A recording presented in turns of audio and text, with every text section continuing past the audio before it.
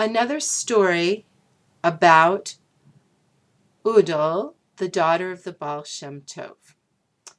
We've already learned she found her husband by looking at a room full of dancing Hasidim. Many years have passed. She has 2 children already.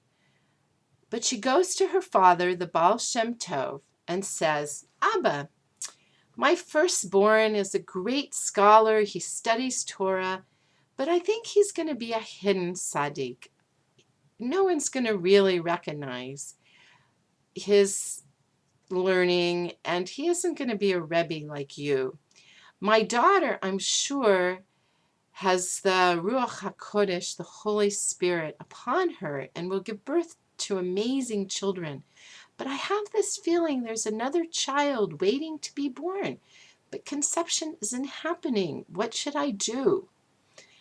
It happened that once again it was Erev Simchat Torah, and the room was full of dancing Hasidim, disciples of the Baal Shem Tov.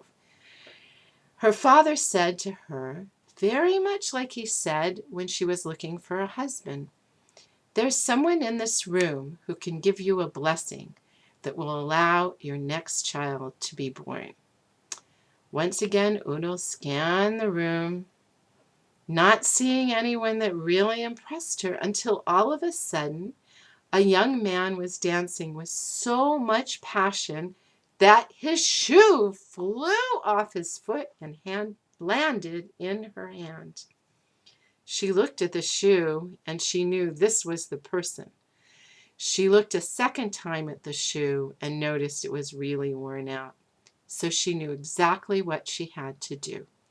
She went next door to her little store, picked out a nice new pair of shoes, and brought them back to the startled Hasid.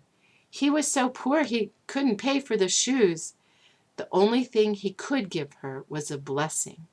But that blessing was so powerful that 9 months later her 3rd child was born. He became a Rebbe, a famous Rebbe known in the city of Mizpah as the Tzaddik Baruch of Mizpah, in the same town where his grandfather had been a famous Rebbe.